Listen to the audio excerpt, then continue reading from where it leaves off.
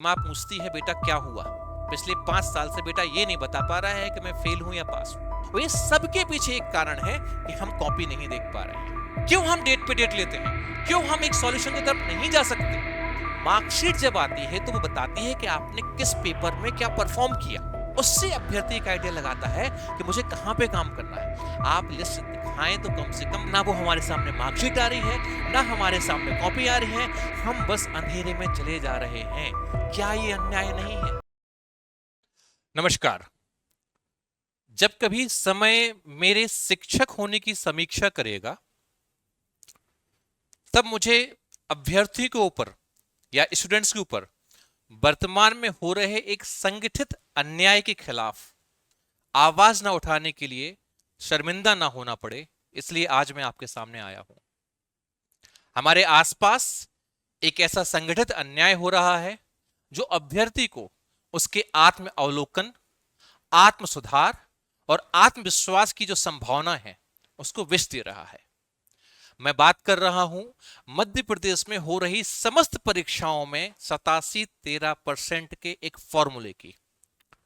यह सब फॉर्मूला ना केवल मध्य प्रदेश लोक सेवा आयोग अपितु मध्य प्रदेश के हर एग्जाम में लागू है।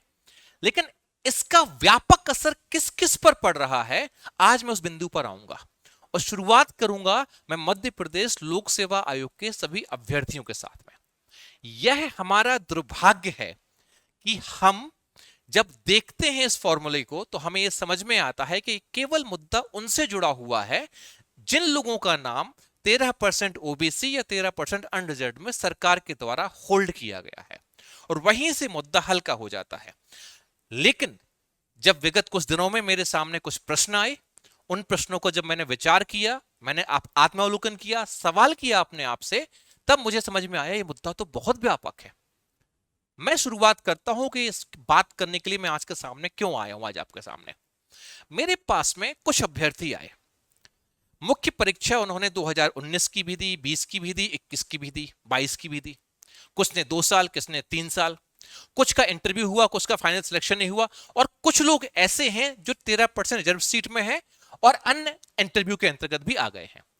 जब मुख्य परीक्षा में लगातार मुख्य परीक्षा लिखने वाले अभ्यर्थी मेरे पास में, उन्होंने मुझसे एक सवाल पूछा कि सर हम बहुत बेहतरीन लिख रहे हैं, हमारी पूरी तैयारी है, आखिर ऐसी कहां पर कमी है जिस कमी के कारण हम एग्जाम क्रॉस नहीं कर पा रहे हैं। अब मैं जो बात आपको बताने जा रहा हूं वो बात सिर्फ उन मेंस वाले अभ्यर्थियों के लिए नहीं है। कहानी शुरू होती है 2019 से। आपको पता है कि 2018 की परीक्षा के बाद आज तक किसी भी व्यक्ति को उसकी मार्कशीट देखने के लिए नहीं मिली है, पहला पॉइंट। दूसरा पॉइंट, किसी भी अभ्यर्थी को उसकी कॉपी देखने को नहीं मिली है। अब ये मार्कशीट और कॉपी, इसका संबंध क्या है, आप इसको समझिएगा। होता क्या है, जब अभ्यर्थी आंसर राइटिंग की प्रैक्टिस करता है तो वो कहीं ना कहीं पर टेस्ट सीरीज लगाता है, तैयारी करता है। उस टेस्ट सीरीज में एक मॉडल आंसर होते हैं जिसमें उसे ये उम्मीद रहती है कि हम जो उत्तर लिख रहे हैं वो आयोग को पसंद आएगा, आयोग उसमें नंबर देंगे। 2019 के पहले क्या होता था? 19 के पहले होता था कि मान लीजिए 100 लोगों ने अपनी कॉपी देखी, वो 100 लोग अपनी कॉपी देख के आते थे और मुझ जैसे कई जो अन्य शिक्षक हैं वो इन लोगों के संपर्क में होते थे। हम लोग पूछते थे कि भाई आपकी कॉपी में आपने कैसा लिखा, आपको क्या लिखने पे नंबर मिले, क्या लिखने पे नंबर नहीं मिले। जब अभ्यर्थी खुद देखने के लिए जाता था तो वो देख पाता था कि भाई उसको पॉइंट्स में लिखने में नंबर मिले हैं, उसे पैराग्राफिंग में नंबर मिले हैं, उसे स्ट्रक्चर बनाने में नंबर मिले हैं, उसने प्रश्न को किस तरीके से समझा और कैसे आयोग ने उसको नंबर दिए, क्या उसे पूरे पूरे नंबर मिल रहे हैं, क्या उसे कम रहे, उसे क्या सुधार करना है, ये सब कुछ वो देख पाता था। और वो देखता था, अपने आप में सुधार करता था और चयन लेकर चले जाता था। सोचिए पिछले 5 साल से हमारे मेंस के एक अभ्यर्थी को ये नहीं पता कि उससे गलती कहां हुई है और इसमें उस अभ्यर्थी की कहां गलती है। दूसरी बात, इसका और एग्जांपल मैं आपको देता हूं। हम सभी संस्थान के जितने भी लोग हैं, जो भी लोग टेस्ट सीरीज चलाते हैं, बहुत सारे लोग हैं। एक बात आप चेक कीजिए, अगर मेरी इस बात में कहीं कोई त्रुटि है, कोई गलती है, तो आप अंदाजा लगाइए कि आप जिस भी संस्थान में टेस्ट सीरीज दे रहे थे, अपने मन में सोचिएगा, उस संस्थान में बहुत बार ऐसा देखा गया है कि वह अभ्यर्थी जो टॉप 5 में आ रहे हैं, टॉप 10 में आ रहे हैं, लेकिन फाइनल में इंटरव्यू कॉल में नहीं आ रहे हैं। क्या समस्या है उसके पीछे, क्या कारण है? उसके पीछे कारण है कि हम शिक्षकों के सामने ही, और ये आत्म अवलोकन का जो विषय है ना केवल अभ्यर्थियों के लिए है, हमारे लिए है, क्योंकि हम सब सर्वज्ञ सिद्ध नहीं हो सकते, हमें सब कुछ नहीं आ सकता, हमें भी आयोग के पैटर्न को समझने की आवश्यकता होगी, और वो हम तभी समझ सकते हैं जब हमारे सामने आयोग की डिमांड आए। आप एक चीज और देख रहे हैं, हमारा इंदौर मध्य प्रदेश लोक सेवा आयोग और अन्य परीक्षाओं की हब हुआ करता था। अब हम देख रहे हैं कि यहां का बच्चा एमपीपीएससी में अपेक्षाकृत कम चयन ले रहा है, और बाहर बच्चा जो तैयारी कर रहा है वो ज्यादा चयन ले रहा है।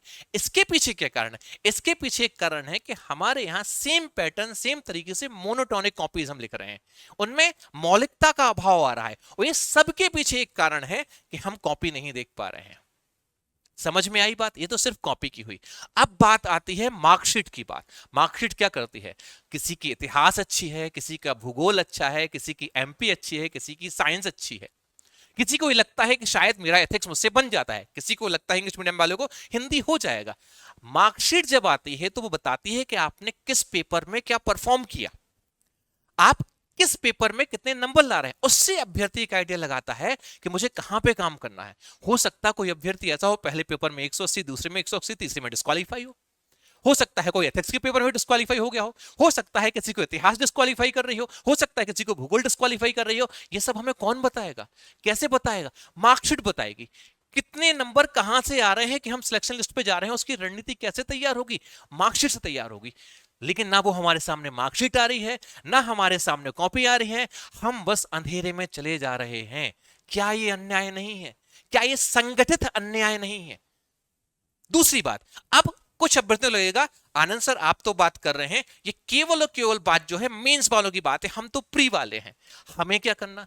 यही हमारी सबसे बड़ी कमी है कि हम अपने आप को अलग कर लेते हैं। ये मामला यूआर का है, ये मामला ओबीसी का है, ये मामला मेंस वाले का है, ये मामला प्री वाले का है, ये मामला 13% वालों का है। हम सब बट जाते हैं, लेकिन ये सब पे प्रभाव डाल रहा है। 2019 के पहले जो आपकी कट ऑफ आती है कभी उसको गौर से देख लीजिएगा, और 2019 के बाद जो कट ऑफ आई है उसके ऊपर भी देख लीजिएगा जब 87 तरह का फॉर्मूला आया है। और सबसे बड़ी बात, मैं ये नहीं कह रहा कट ऑफ बढ़ रही है घट रही है, हो सकता है 100% रिजल्ट भी आता तो भी यही कट ऑफ होती, लेकिन आज की डेट में एक व्यक्ति जब सिलेक्शन लेता है प्री में, तब वो कौन सी कट ऑफ को महत्वपूर्ण मानता है? वो मानता है यूआर की 87% की कट ऑफ को महत्व देता है, बल्कि वो 87% की कट ऑफ है। 87% की कट ऑफ है, निश्चित तौर पे 2-3 क्वेश्चन तो ऊपर जाएगी, राइट? और जब वो कट ऑफ हाई होती है तो मोरली और साइकोलॉजिकली एक अभ्यर्थी के ऊपर, प्री वाले के ऊपर आता है प्रेशर, इतने ज्यादा नंबर कहां से आएंगे, कैसे सिलेक्शन होगा। लगातार अभ्यर्थी कट ऑफ के पीछे भागता जा रहा है। ऐसा भी कई बार होता है कि एक बहुत अच्छा अभ्यर्थी जिसके प्रीलिम्स में भले कट ऑफ के आसपास नंबर हो या वो प्रोविजनल में चला गया हो, लेकिन मेंस उसकी इतनी बेहतरीन हो कि वो और अच्छा परफॉर्म कर चुका हो सकता है वो बहुत अच्छे नंबर लेके आ रहा हो, वो भी हमें पता नहीं चल रहा है। तो ये जो मुद्दा है सबके ऊपर असर डाल रहा है। और अब मैं बात करना चाहूंगा इसके सबसे बड़े भुक्तभोगी। एक अभ्यर्थी का पेपर में एक कटिंग निकली थी कि मां पूछती है बेटा क्या हुआ, पिछले 5 साल से बेटा ये नहीं बता पा रहा है कि मैं फेल हूं या पास हूं। ऐसे जाने 2019 में भी मैं आप लोगों के साथ में रहा हूं, और तब से लेके आज तक के लगभग सभी अभ्यर्थियों के साथ में खड़ा हुआ हूं। सब अभ्यर्थी बस इस असमंजस में है कि मेरा हुआ क्या है, वो 13% की लिस्ट में मेरा नाम है या उस 13% लिस्ट में मेरा नाम नहीं है। अगर मेरा नाम है तो मैं जीवन में आगे बढ़ूं, मेरे परिवार की समस्या सुलझ जाए। सोचिए आपके बगल में बैठा हुआ व्यक्ति, छोटी सी बात है लेकिन वो जो जिसके ऊपर पड़ रही है ना वही समझ सकता है। आपके साथ का व्यक्ति आज नरोना में जाकर फोटो डाल रहा है, यहां घूम रहा है, वहां घूम रहा है, वो अभ्यर्थी जिसने मेहनत की थी, सब कुछ की थी, जिसको अपना नाम भी नहीं पता, वो देख रहा है काश मेरे साथ ही होता। उनके परिवार अफेक्टेड हैं, उन लोगों को इंतजार करना पड़ रहा है कि क्या होगा। क्या ऐसा नहीं हो सकता? मुझे जहां तक याद है 4 अप्रैल या उसके आसपास एक ऑर्डर आया था हाई कोर्ट का, जिसमें कहा गया था कि आप दोनों की लिस्ट दिखा दीजिए। आप लिस्ट दिखाएं तो कम से कम वो बच्चे आगे अपनी तैयारी में आगे जाना है या नहीं जा पाना है उसके ऊपर काम कर पाए, लेकिन इसके ऊपर कोई नहीं बात करता। अब बात सिर्फ ये एमपीपीएससी की नहीं है, एमपीपीएससी में बहुत सारी परीक्षाएं होती हैं। एमपीपीएससी इंजीनियरिंग सर्विसेज होती है, एमपीपीएससी ने अभी मेडिकल सर्विस के एग्जाम निकाले हुए हैं, एमपीपीएससी होम्योपैथिक, आयुर्वेदिक और आपके कृषि विस्तार, कई बहुत सारे पद निकाले हुए हैं। ऐसे पदों की संख्या मैंने लिखी थी, लेकिन मैं वीडियो को बड़ा नहीं करना चाहता। उनकी पदों की संख्या देखा जाए तो हजारों अभ्यर्थी ऐसे हैं जिनका भविष्य क्या है वो उनको पता नहीं है। चाहे वो एडीपीओ हो, चाहे कोई भी पोस्ट हो, ठीक है। उन अभ्यर्थियों को अपना भविष्य पता नहीं है। अगर हम व्यापम में जाते हैं तो व्यापम में भी 13% होल्ड में हजारों ऐसे अभ्यर्थी हैं जिनको ये नहीं पता है कि उनका भविष्य क्या है। मैं आप कहते हैं 5 साल में क्या बदलेगा? 5 साल में देश 7वीं अर्थव्यवस्था से 5वीं अर्थव्यवस्था बन जाता है, या 11वीं से 5वीं पा जाता है। 5 साल में शेयर मार्केट 50,000 से 70,000 पहुंच जाता है। 5 साल में जाने कितने लोगों की जिंदगी बदल जाती है। लेकिन इन अभ्यर्थियों के 5 साल जो आज पूरी हो चुके हैं उसके ऊपर क्या है? इसमें सबसे बड़ी कमी कहां पर है? कमी है मुझ में। इतना बड़ा मुद्दा है जो टेक्निकली हर अभ्यर्थी को अफेक्ट कर रहा है, लेकिन मैं उस पर बात नहीं कर रहा। कमी है मेरे साथ के सभी शिक्षक समाज में। मैंने अभी एक एग्जाम्पल देखा, नीट का हमारे सामने एक पूरा एग्जाम्पल है। नीट में संस्थानों से लोग गए और उन्होंने जाके अभ्यर्थियों की बात को सरकार के सामने रखा। सरकार के सामने बात रखना सरकार का विरोध नहीं होता है, सरकार हमारे लिए है। लेकिन हो सकता है सरकार में जो जिम्मेवार लोग बैठे हुए हों उनको कोई इस तरीके से ना बताए कि इस कॉपी ना देखने का क्या इंपैक्ट हो रहा है बच्चे के ऊपर, इस 13% की वजह से बढ़ी हुई कट ऑफ का बच्चे के ऊपर क्या इंपैक्ट पड़ रहा है, कैसे उनके जीवन में असर आ रहा है। हो सकता है कोई उन्हें ना बता पा रहा हो, कौन बताएगा? हम ये देखते हैं। मैं तो बहुत अदना सा शिक्षक हूं, एक छोटा सा मैं कहा जाऊं बहुत छोटा हूं इस इंदौर में, मुझसे बहुत बड़े बड़े लोग यहां पर, आपके कितने बड़े संपर्क नहीं है। आप सब लोगों के जब फाउंडेशन डे होते हैं, आपने कभी रक्षा एकेडमी का फाउंडेशन डे नहीं देखा होगा। क्यों नहीं देखा होगा? क्योंकि भाई अपन तो किसी से कांटेक्ट ही नहीं है। मैं तो किसी डिप्टी कलेक्टर को नहीं बुला सकता हूं, राइट। लेकिन आपके यहां पर अधिकारी आते हैं, बड़े बड़े बड़े बड़े नेतागण आते हैं, क्या आपकी उनके साथ में बात नहीं है? क्या आप और हम सब मिलकर एक बार एक कमेटी के रूप में इस आवाज को, कि इस मुद्दे को जल्दी सुलझाया जाए, बच्चों को कॉपियां दिखाई जाए। रिजर्वेशन जब आपको जो देना है आप दीजिए, जिसको देना है वो दीजिए, वो सरकार का अपना एक पक्ष है, सरकार उस पर काम करे। लेकिन जिसकी वजह से ये प्रोग्रेस रुक रही है उसके ऊपर काम करे। क्या ऐसा नहीं हो सकता है? अभ्यर्थी इंदौर पढ़ने के लिए आता है, आंदोलन करने के लिए नहीं आता है। वो यहां पर जब आता है तो वो सपने लेकर आता है, उसे पढ़ना है। हर एक बात के लिए उसे लड़ना पड़े, ये कहीं ना कहीं हम सब शिक्षक समाज के ऊपर एक प्रश्न चिन्ह तो लगाता है। और हमें एक बार सोचना तो पड़ेगा, मौलिकता के आधार पर, नैतिकता के आधार पर एक बार तो हमें बात करनी पड़ेगी। किसी को तो सच बोलना पड़ेगा, और आज वो सच में बोल रहा हूं। ये बात सिर्फ यहीं तक सीमित होती तो मैं और भी रुक जाता। इसका इंपैक्ट हमारे इंदौर शहर के ऊपर पड़ रहा है। मैं इंदौर के मेयर तक अगर मेरी कोई ये बात पहुंचा सके, भार्गव जी के पास में, तो उन तक ये बात पहुंचाए। सर, हमारे शहर को एक प्रकार से अगर देखा जाए तो किस रूप में जाना जाता है? हमारे शहर को जाना जाता था कंपटीशन हब के तौर पर। मैं सिर्फ एक एग्जांपल आपको देता हूं। मध्य प्रदेश लोक सेवा आयोग में 2019 के आसपास 3.5 लाख फॉर्म भरते थे। अब मध्य प्रदेश लोक सेवा आयोग की परीक्षा के लिए, केवल सिविल सर्विस की बात कर रहा हूं मैं, अन्य एग्जाम की बात नहीं कर रहा हूं, 1,80,000 के आसपास फॉर्म भरे, केवल 1,39,000 लोग एग्जाम देने के लिए आए। भंवर कुआं का जो क्षेत्र है सर, इस क्षेत्र के आसपास 50,000 परिवारों का चलना इन स्टूडेंट्स के ऊपर निर्भर करता है। ये संस्थान, ये सब इस स्टूडेंट के ऊपर निर्भर करते हैं। हम स्टूडेंट से हैं, स्टूडेंट्स हमसे नहीं है। इस बात को हमें समझना पड़ेगा और हमें साथ होकर सामूहिक तौर पर प्रयास करना पड़ेगा। मैं मीडिया से बात करना चाहता हूं, खासकर 10 सूत्र वाले संजय गुप्ता सर बहुत अच्छा काम कर रहे हैं। सर, मैं आपसे बात करना चाहता हूं, आपके माध्यम से, मीडिया के माध्यम से, ये जो समस्याएं मैं गिना रहा हूं, कई बातें मैं एक फ्लो में नहीं बोल पा रहा हूं, हो सकता कुछ बातें मुझसे छूट रही हूं, मैं वो सब बातें आपके साथ डिस्कस करना चाहता हूं। मैं दैनिक भास्कर, नई दुनिया, या जितनी भी छोटी हमारी न्यूज, छोटी बड़ी न्यूज चैनल, मैं उनसे चाहता हूं कि आप इस पर एक डिबेट रखवाओ, ताकि इसकी सीरियसनेस पहुंचे। सीरियसनेस क्यों जरूरी है? कहा गया था कि जो आपका रिजर्वेशन का केस है या फिर 87-13 का केस है, वो जुलाई के फर्स्ट वीक में सुलझा जाएगा। अभी अभी मुझे थोड़ी देर पहले पता चला कि अब उसकी डेट 31 जुलाई दी गई, फिर 1 महीना हो सकता है, फिर उसके बाद में फिर 1 महीना। सर, कब तक? सर, जब एक नेता की जमानत की बात होती है तो उसे 1 दिन के अंदर डेट मिल जाती है। सर, यहां 5 साल से लाखों अभ्यर्थियों के जीवन का सवाल है, क्या उनको डेट पहले नहीं मिल सकती? क्या सही तरीके से हर वकील मेहनत करके, मैं सारे वकीलों से कहना चाहता हूं जो इस केस में लगे हुए हैं, क्यों हम डेट पे डेट लेते हैं? क्यों हम एक सॉल्यूशन की तरफ नहीं जा सकते? क्या आपके परिवार का कोई बच्चा अगर तैयारी नहीं कर रहा है तो वो बच्चे नहीं है? इस पे हमें जिम्मेवारी लेनी पड़ेगी। हम बच्चों के कंधों पर बंदूक रख के नहीं चल सकते। ये जिम्मेवारी कौन उठाएगा? ये हम सबको करनी पड़ेगी। मैं राज्य सरकार से भी बात करना चाहता हूं। सर, आपके पास में लिमिटेड आईएएस ऑफिसर होते हैं। आपका पूरा प्रशासन राज्य सेवा के अधिकारी ही चलाते हैं। पिछले 5 साल से आपको राज्य सेवा के अधिकारी मिलना बंद हो चुके थे, अब जाके मिल रहे हैं। और उसमें भी मेरे पास कई ऐसे लोग थे जो 19 के टाइम पे तैयारी करते थे, अभी तक तैयारी करते आए, जिनमें इतना टैलेंट था। मैं क्या, कुछ तो ऐसे जो विदेशों से डिग्री लेके बैठे हुए हैं, लेकिन वो देश के लिए काम करना चाहते हैं, विदेशी अपॉर्चुनिटी को छोड़कर यहां पर काम करना चाहते हैं, लेकिन उनका नाम 13% में होल्ड रखा हुआ है। उनका मनोबल गिर गया है कि हम देश के लिए कुछ करना चाहते, करने का मौका नहीं मिल रहा है। और लोग पहले जॉब छोड़ छोड़ के एमपीपीएससी में आते थे या सरकारी जॉब की तैयारी में आते मध्य प्रदेश में। अब कोई नहीं आता। जब कोई पूछता है तैयारी करनी है, यही कहा जाता है भैया कुछ भी कर लेना, लेकिन यहां तैयारी करने के लिए आना। सर, इससे हमारा नुकसान नहीं है। सर, वो जो एक मोह भंग हुआ है ना इस गवर्नमेंट जॉब से, सब चीज, उस मोह भंग से इस पूरे राज्य का भी नुकसान है।